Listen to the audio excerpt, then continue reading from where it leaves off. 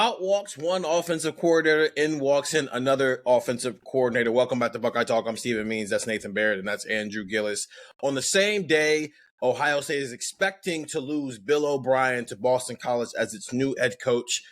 They're taking another head coach, and that's Chip Kelly from UCLA, who is expected to be Ohio State's new offensive coordinator. That's a lot of offensive coordinators who have come in and out of Ohio State in the recent history here.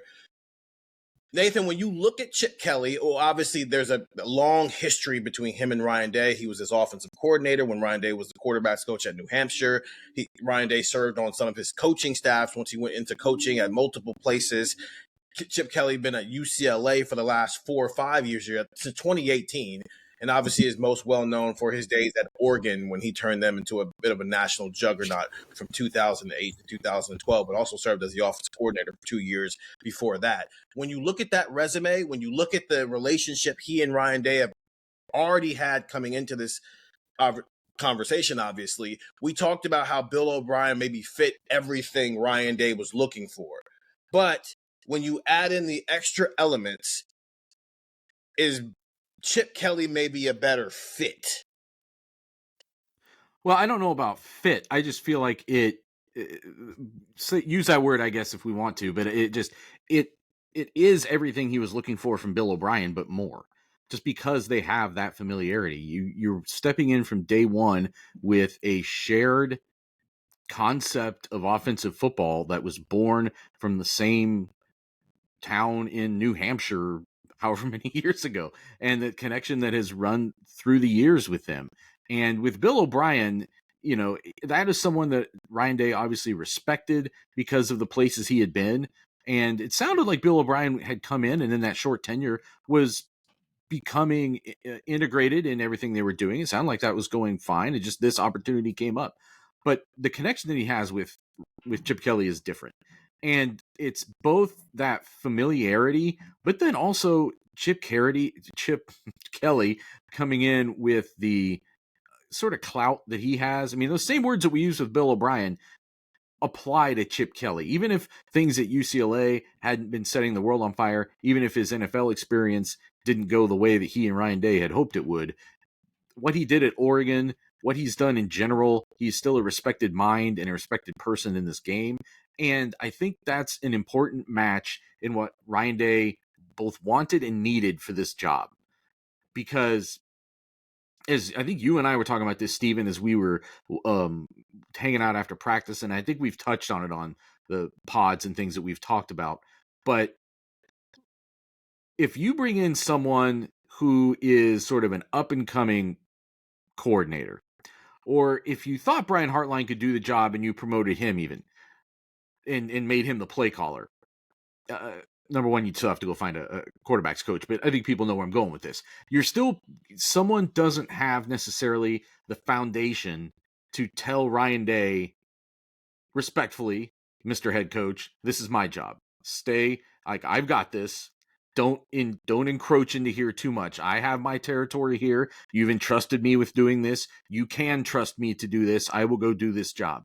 And I think if it's a lower level person, if it's somebody younger, somebody without the same presence about them, that maybe Ryan Day would be too easily, as I'm sure he's going to be tempted, even with Kelly, even with Bill O'Brien, he was going to be tempted at some point. We heard him talk on Wednesday. He wants to still call plays. That's still his ultimate vision of being, I think, a national championship or whatever winning head coach, is that he's calling the plays that win that game in addition to doing everything else. But he's making that concession. But I think when that itch comes, someone like Chip Kelly, just as Bill O'Brien before him for 3 weeks, would have been able to like put up some walls and say, you don't have to worry about this. And not only should you not worry about it, please don't. Like, this is my job. This is what you brought me here to do. I am the head coach of the offense. Jim Knowles is the head coach of the defense, and you are the head coach of both of us. But you got to let those guys cook in their kitchens as it is. So I think that's what is the most important thing here, because as we talked about this is like our first re-emergency pod. We did already one emergency pod where we were talking about Bill O'Brien, the finality of that coming this morning, and we're like, oh, maybe by the end of the weekend, and then a couple hours later. So I think that's important too, that there was no period of purgatory here. Really, it didn't extend that. Ryan Day just got this out of the way Friday afternoon. But as we were talking about there, if you start pulling back from your ideal credentials that you were looking for in this situation, even looking at someone like Jason Candle, as who long rumored or speculated that they might be interested in the Toledo coach for a job like this, it's not the same. He doesn't have the same gravitas, or whatever word you want to use, to really take control of that side of the ball, and for Ryan Day to put his full trust in that. And there's probably, I think I even said it on that earlier pod, there's probably nobody in all of football that Ryan Day trusts more than Chip Kelly. We've done a lot of emergency pods over the past month and a half, and that's because things keep happening with Ohio State. I don't remember doing 2 in a day, though. 2 in a day on the same topic. That's why I said the re-emergency pod. Yeah, this is a special case. But Ryan Day kept using that term contingency plan on Wednesday, and that alone, it held weight then of like, I'm not just there's plans in place here. This is exactly what that means. We're ready to go. We don't want it to happen, but if it does, I know where I'm going next in this situation. And to your point, yeah, we were talking about that. That's going to happen at some point. And it's not going to happen in the spring because Ryan Day is going to be too busy trying to make sure that doesn't happen in the spring. I'm going to tell you what's going to happen. It's going to happen in like week 4 of the season when everybody's comfortable and it's a Wednesday night and Ryan Day is just like in it and everybody's just in it. And he tries to go a little too far and Chip Kelly goes, yo, chill. I've got this. I've got the little red pointing stick. Chill. Literally go do something else. Chill. Andrew, I'll bring you into this conversation because there's 2 parts to this. Obviously, there's a passing game, which Ohio State has been known for under Ryan Day, and there's a running game, which has been a constant conversation since J.K. Dobbins walked out of there in 2019. When you look at Chip Kelly's history and what he brings best to Ohio State, where does he maybe impact this offense the most? Well, yeah, I mean, you hear a lot about that spread run game. I know there were a couple of clips that were kind of, going around on Twitter in the immediate aftermath because at Oregon, when he was there, they did run a lot of 2 running back sets. And, you think of a guy like LaMichael James and kind of what he did at Oregon, and you start to think, Ohio State has 2 pretty good running backs. And you start to wonder, and I start to wonder what that offense can look like, because I think we had talked for a couple of weeks about the split of Travion Henderson and Quinshon Judkins and what happens here, and how do you mix this up, and did we just entirely kind of pass over the possibility of running 2 running back sets and you have 3 receivers and 2 backs, and that's part of your offense that you can run out for a decent amount of time? I think we might have. Like, I think that's a very real possibility right now. So go ahead, Nathan. But yeah, I think that is, the run game, I certainly think is one thing.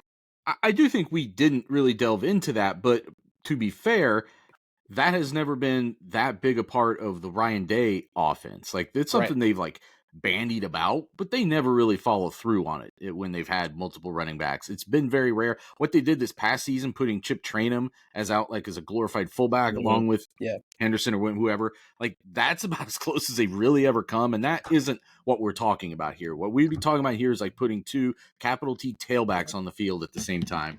And that has been a staple of Oregon's offense. And we've seen what an Oregon offense, an Oregon style offense, Joe Moorhead had his own offense, obviously, but there were still the vestiges of what has been built at Oregon for a long time that were at play when they came here in 2021 and won that game.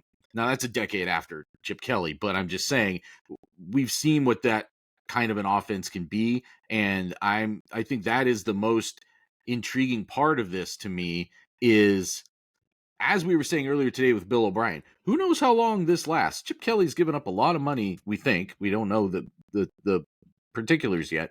We believe he's going to have to give up a lot of money to come be the offensive coordinator here for even 1 year.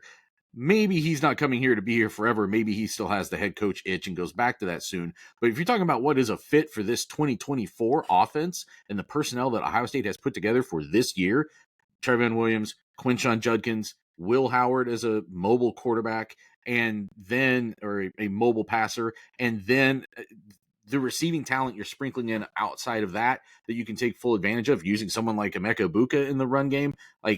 This might be an even more perfect fit from a scheme standpoint than Bill O'Brien would have been. I'm ready to use my full imagination with what 11 guys are going to be on the field on a given play, because we have gone from 4 years ago, the idea of even doing the 4 wide receiver thing.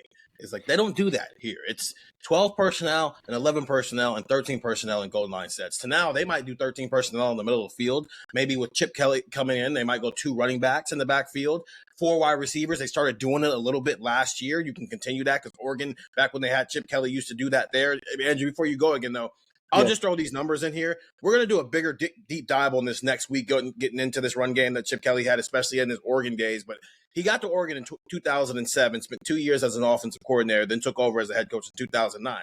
Sound familiar? Somebody else did that a decade later at Ohio State. Every single year he was at Oregon, they had the number 1 rushing attack in the Pac-12, and they were top 10 every single year. And in fact, they were first in the country 3 of those years that he was at Oregon. So we're talking about a significant upgrade. While also Justin Fry's on the staff, who did spend a couple of years working with Chip Kelly at UCLA. So they already have a built-in relationship there. Yeah, one of the things too that I do want to touch on, I think a lot of people saw this news and went, "Wait a minute. A head coach from a Big Ten program is going to be the coordinator at a Big Ten program. And with all due respect to Columbus, Ohio, he's leaving Los Angeles to do it." Like, what? I think a lot of people kind of looked at that. And I kind of had that reaction when Chip Kelly's name started to get thrown out. And then you just look more and more into it. And I think it makes sense, as you're saying, Nathan, from a 2024 perspective for everybody, because Chip Kelly, he had some troubled times at UCLA. Like there were reports that they were going to fire him, and then there were reports that he was going to try and get out, and then it was just kind of this whole mess going on. And they're changing chancellors. It's a very similar situation to Ohio State. Chancellor's leaving in summer of 2024. So he's going to have new people to answer to. And just instead of kind of waiting for the guillotine to drop, really, you can come to Ohio State and lead an offense where you can, presumably maybe take a step back and then in a year or two kind of get to where you want to go. It's a little bit, I think of it like going back to college. You're going to get a new degree or you're going to get a master's degree in something. You might have to, maybe put off something for a year or two, and then you can get back to maybe where you want to be, because there was just a lot that kind of under the surface that wasn't working at UCLA.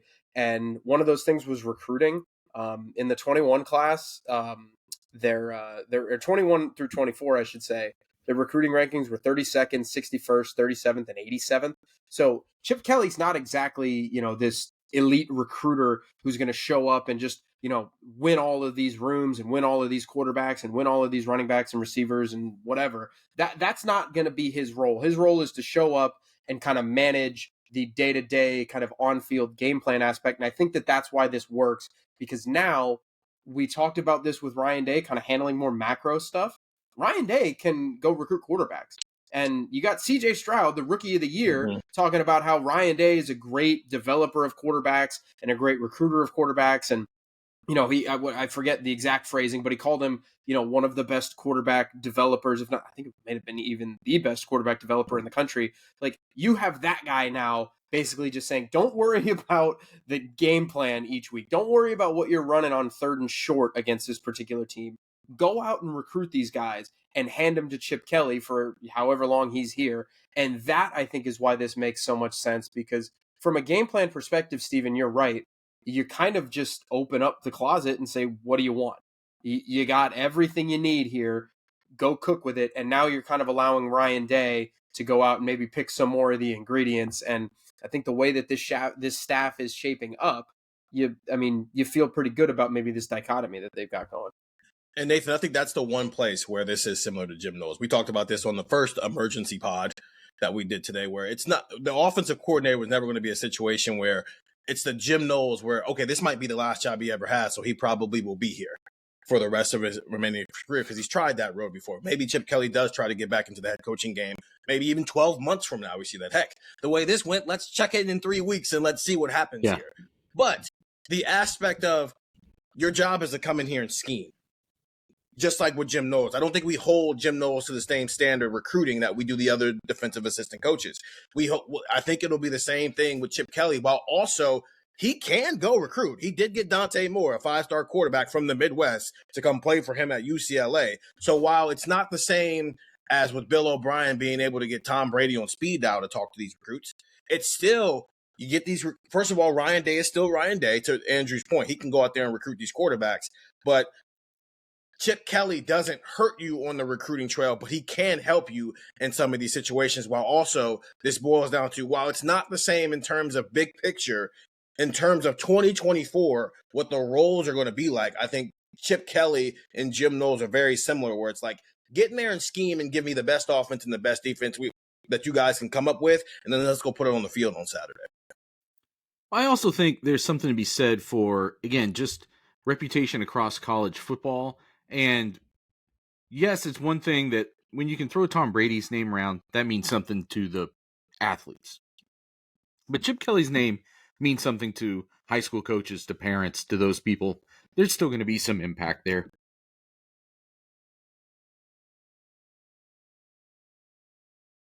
I think that's something that can't be overlooked here.